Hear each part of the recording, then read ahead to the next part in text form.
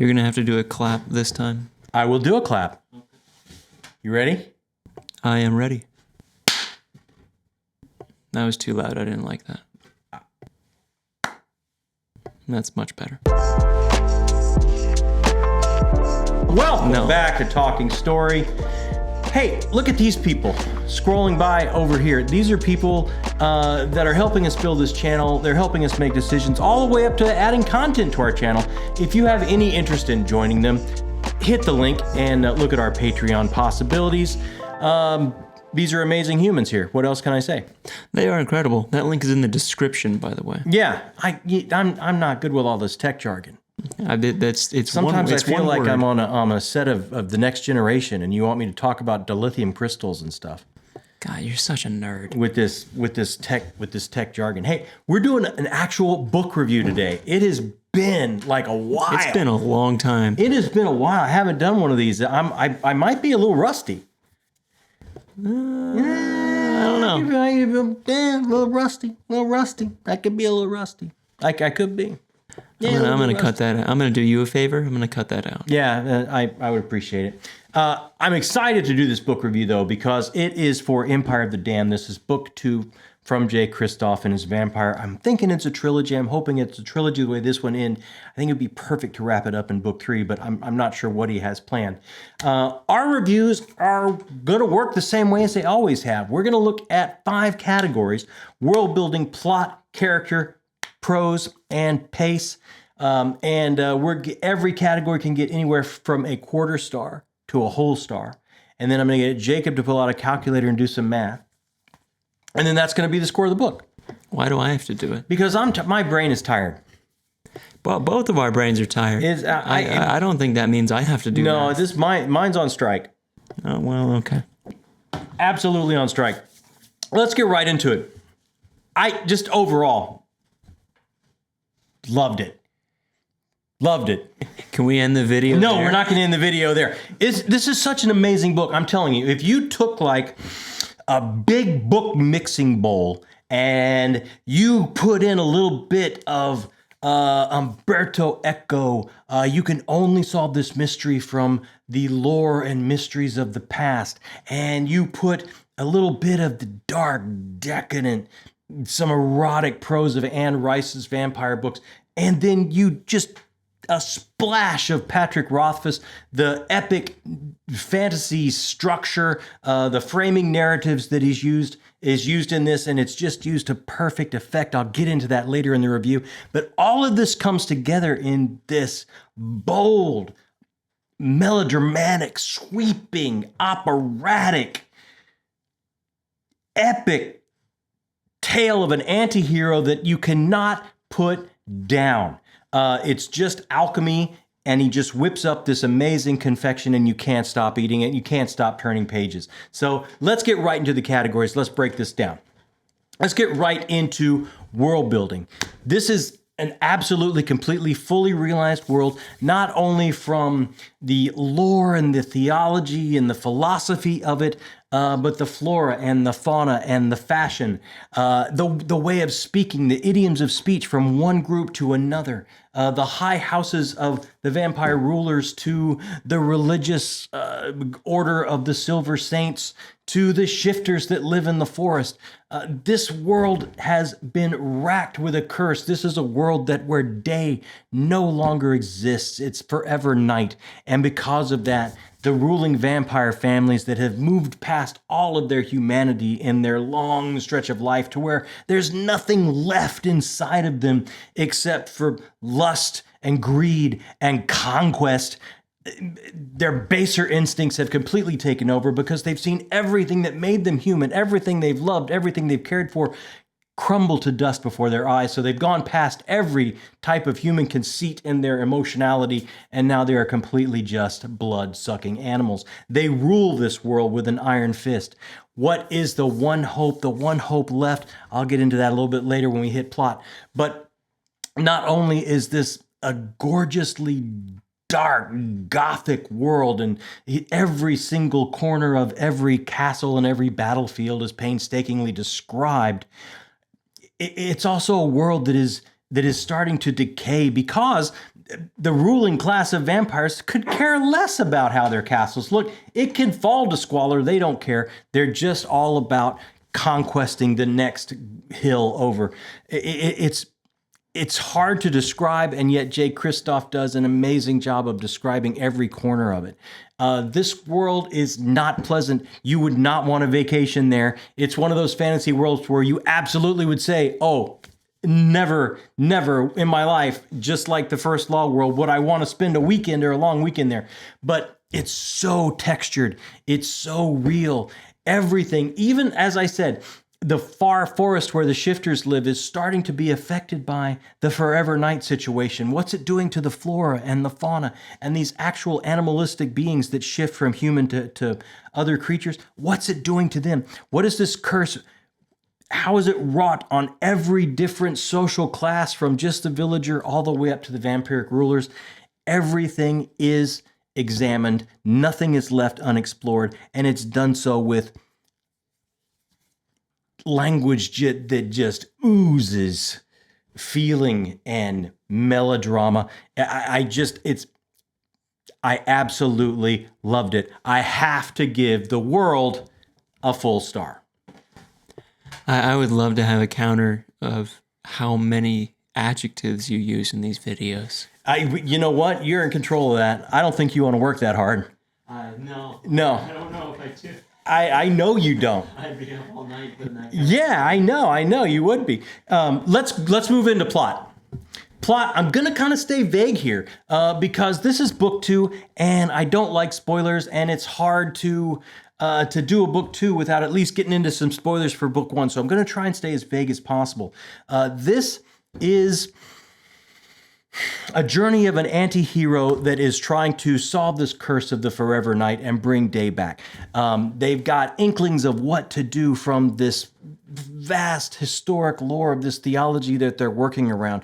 Theology that has kind of a touchstone in our own world. It is a Holy Trinity. It is a Son of the God that has been martyred, not on a cross, but on the wheel. So it's just enough of our world that we can grasp onto it, but absolutely through a horribly twisted funhouse mirror.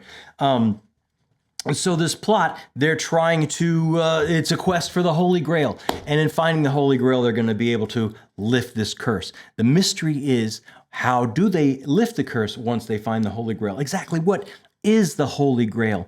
How do we find the lore that solves this mystery? Is there, out of the vampire ruling families, is there one that is completely lost to time and history? And there are the answers there.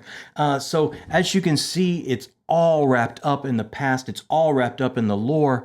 Very, very reminiscent of what was that From Software game that you liked? Oh, like Bloodborne? Yeah, it gave me real Bloodborne vibes. Not that I ever played but that. You didn't play Bloodborne. I would throw the controller through a wall, but I watched you play it. That is true. You would do that. I would absolutely do it. So that's as far into the plot as I am going to go, except to say this was the plot started in book 1. I'm staying very vague here, and everything in book 2 gives you more. The world expands into the forest, as I said. The lore expands deeper into these hidden families. Do they exist? Do they not exist? Are we going to get the answers? What exactly is the Grail? What do we have to do with it? All the way to, again, it's a framing narrative. So, and this not only is the framing narrative one POV of an anti-hero, but we get a second POV in the framing narrative. This mysterious vampiress that's been following our main protagonist through book 1, the masked vampirist that is able to slit her palm and bring forth a blade of blood right out of her hand, becomes much more of a character traveling along with our main protagonist. And she has her own POV here, and so many revelations. Everything is amped up and more. We get more world. We get more revelations. We get more POVs. Everything that you loved about book 1 is here, just amped up and more in book 2. Now, one thing I will say, I have talked to comments with some folks that They didn't like some of the creative ways Jay Kristoff got around when one of our POV characters wasn't in the room. How do they describe what happens? And I was able to suspend my disbelief. It didn't bother me, but I do take the point. Maybe it's a little bit a hill too far. But for me, it did not bother me at all. So for me, the plot just started to congeal and come together. Every little breadcrumb that they had dropped in book 1 and early in book 2 absolutely paid off, all the way up to the big revelations by the end of book 2. And this is why I'm saying some of our mysteries are really coming to light here. Some of these revelations are really happening. And that's why I think one more book would be just perfect. I wouldn't stretch it out more than that. But maybe I'm wrong. I see what Mr. Kristoff has in store for me because I can't wait for what comes next. But I got to go. Look, I know I'm being extremely vague because if you have not read this, and if you have not, it seems like this is wildly popular, but if you have not, I don't want to spoil or ruin anything for you. But I got to go plot. I got to go a full star again. You're just handing out full stars in this video. Pew, pew, pew. I'm like Mario. I'm like Mario at the end of a level. I'm just throwing out full stars. Mario doesn't throw out stars. Yeah, at the end of the level, you get the star. No, he collects stars. Well, I've collected them, and now I'm throwing them out. No, I'll give it to you. That's what's happening. I'll give it to you. All right. Now, let's go into characters. Now, I've hinted a little bit at characters. Our main characters, Gabriel de Leon, the last of the Silver Saints. Again, this is that framing narrative which works so well. Why does it work so well when it's done right? When it's handled by someone like a Jay Kristoff, Christopher Rocchio, Anne Rice, Patrick Rothfuss. These craftsmen are able to not only illuminate a character for us, but they can illuminate a character in 2 places in time. So not only are we seeing the character make his decisions or her decisions and act out in their world while the main storyline is playing out, we also get to see them at the end of the road after they have lived a life, after they have taken shots and taken gambits and lost, after they have loved and lost, after they have stacked up loss after loss, generally in a world like this. By the end, the lamentation of them looking back and telling their story, the well of sorrow, the well of lived experience is deep. And you get both of those moments in time in the frame narrative, and you get illumination to the character that you wouldn't normally get just from living in their shoes while the main plot line is being played out. You get to see where they go and the cost they've paid.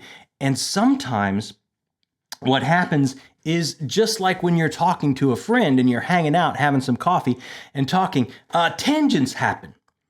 So in the frame narrative, especially in this book, I would notice Jay Kristoff, Gabriel de Leon would be telling the story, the main plot line, and then something would strike him and he would go off on this tangent and he would tell just a little tale, just a little soliloquy, just a little monologue of one of his past experiences, of something that informed him, the person that he is, some loss that he had to shoulder. And these little nuggets, these little bits of him at the end of his journey, when he is the last of the Silver Saints, the last of these half-mortal warriors that can stand in front of the monsters and possibly win. In the main plot line, there's quite a few left. Here he's the last. So we get to see the cost he's paid and the price it cost him to pay those. And it just works so well. The other character, again, Dior, is back with him. I don't want to go too far into that because of spoilers, but she is back from book 1, traveling with him. They're trying to unravel the mystery of the Grail as she comes into her own, very much a chosen one storyline. As she comes into her own and starts to accept her destiny, how will she accept it? Will there be the ennui of youth not wanting it? Will there be the grace of accepting it? She's set at such a crossroads and so much is asked of her. And it's so well played out. She has moments of both, quite honestly, as a person would. And the other character, the other main character in our group, Celine, I don't want to go too much into her, but so mysterious in book 1 and now in book 2, dropping these revelations that plagued you from book 1, and they pay off so well. And actually her having a point of view as well, looking back at what she has been through, just absolutely heartbreaking.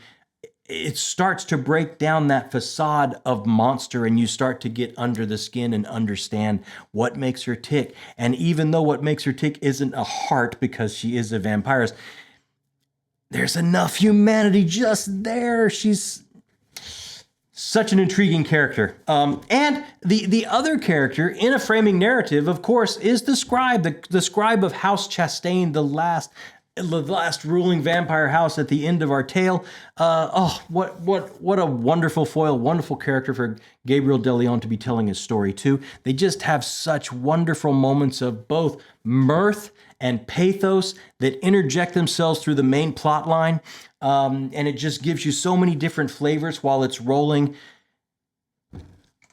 If you love the story of an anti-hero that is on a journey, a melodramatic, operatic, sweeping, grand journey of possible redemption, but it's peppered with moments of him being pulled back into vicious despair, these are characters that you will absolutely love. These are characters that I absolutely love. I gotta go characters, a full star.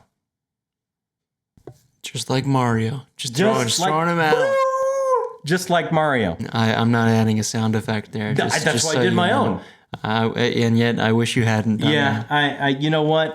Right when it came out, I thought I could maybe pull it back. I think it would have been better if it was just in silence. I'm no mime. I don't do mime. Let's get down to Prose. He's a true craftsman, I've already said, in the framing narrative. And I've already said, look, in that framing narrative, he has moments of a tangential soliloquy of Gabriel De Leon that gives you just a moment of texture of his past. I have chosen one that I have to read for you because it is so darn good. He's kind of with the scribe of the House Chastain, and he's telling a story of some of the past campaigns that he fought with the people he fought with, the past campaigns he fought through before he got to even the main plot line that he's explaining. So check this out.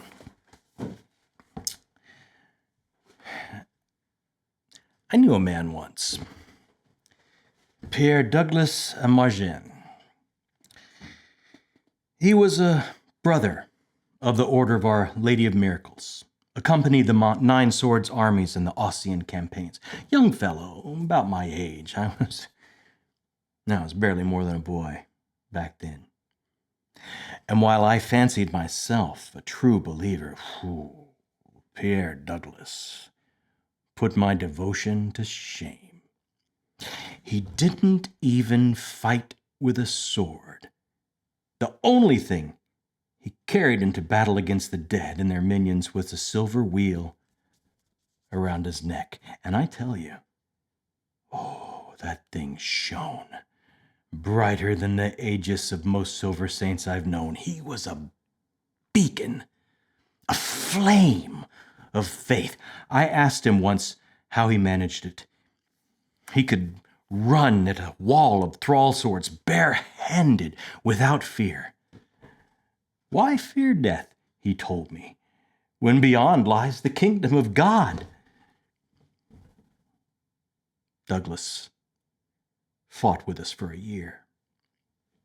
Never picked up a weapon, not once. He charged the seawall at bsky. He helped break the line at Sathan, made it through the assault on Duncraig without a damn scratch.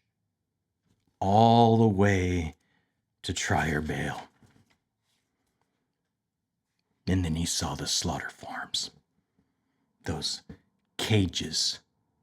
What the Divik had done to their captives. What God had allowed them to do. I found him behind one of the grindhouses, the abattoirs, where the cold bloods took the bodies of the dead and turned them into food for the living. There was a pit, 100-foot square, I don't know how deep, filled with bones, men, women, children, thousands, tens of thousands, scraped clean of every scrap of meat and then boiled for broth. Just Pierre Douglas was knelt in the middle of it. Black robes on that sea of white, I watched him reach up to that wheel that shone like silver flame and tear it from his neck. Drop it into those bones. I called his name as he walked away. He met my eyes, and the look in his sweet mother made, I'll never forget it. Not rage, not sorrow. Heartbreak. We found him the next day out in the dead woods. He'd taken some soldier's sword, the only weapon he'd ever picked up. He put out his own eyes, and then he fell on it. Just a tangent, just a little tangent story that shows the viciousness of this world, that shows the steps he's had to take, that shows the muck he's had to walk through, that shows the friends he's lost.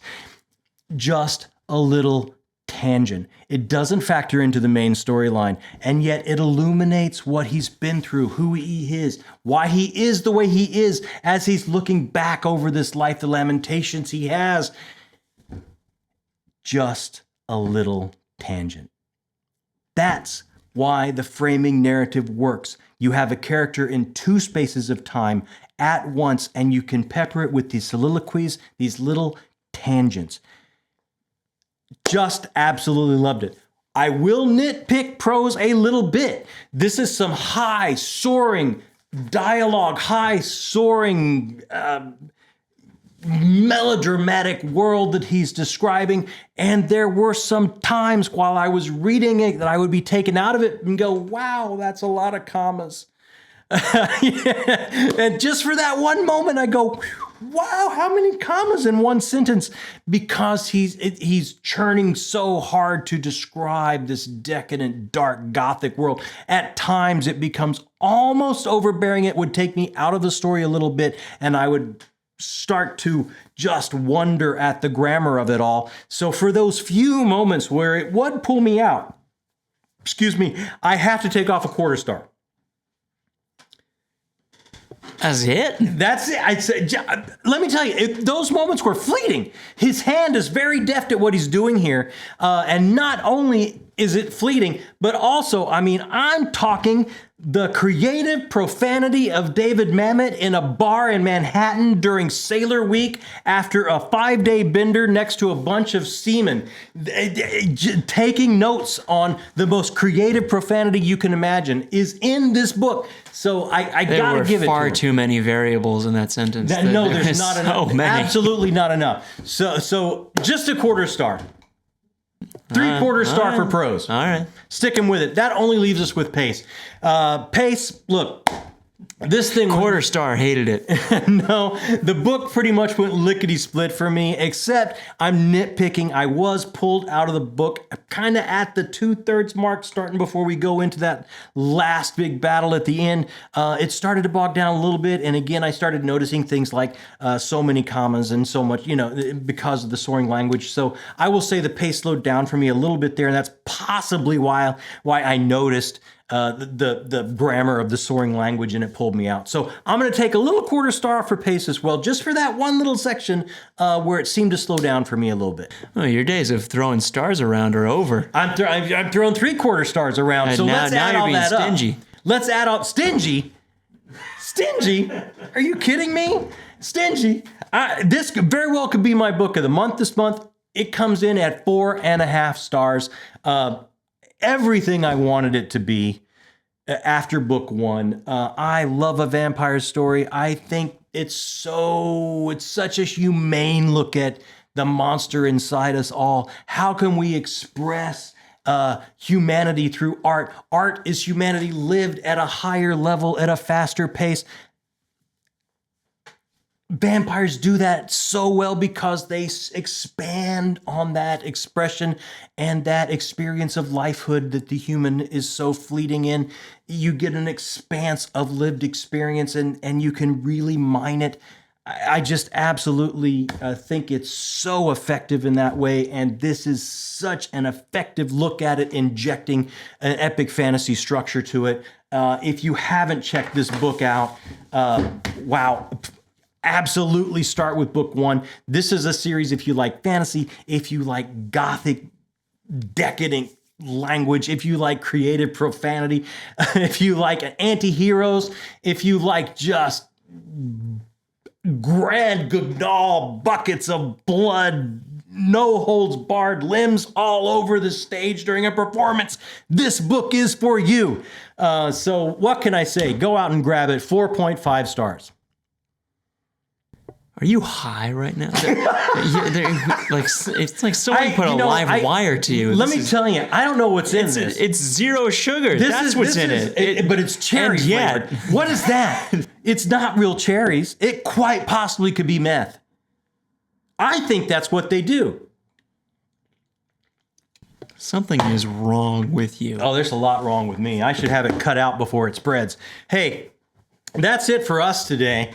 If this is your first time here, wow, what an introduction. How can you not hit that thumbs up right down there? It helps everyone find us. It helps us do what we do. And while you're down there, if this is your first time, or maybe, first couple times and you go, okay, this guy, they're well around the bend. I got to come back. This guy does every video. It's crazy. I got to come back. So, hey, hit that subscribe button. It takes no time at all. Boop, it's done. And it feels good. It feels good. And drop a comment if you've read this book. If you have not read this book yet, but you're on the fence and you're thinking about reading this book, if you know I love vampires and you have a vampire suggestion for me, hit us up in the comments. The whole reason we started this channel was to talk to people that love books as much as we love books. So please, comments are what we're all about. I will answer them as quickly as I humanly can.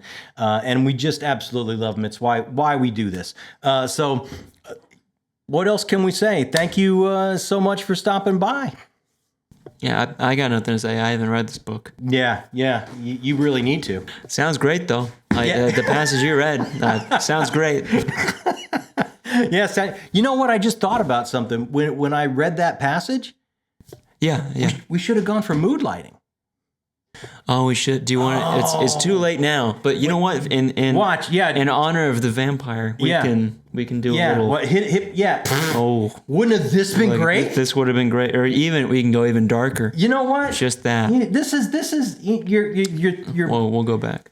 You're coming up short, man. There we go. You're coming. I should have called for it. I should have called a like cue.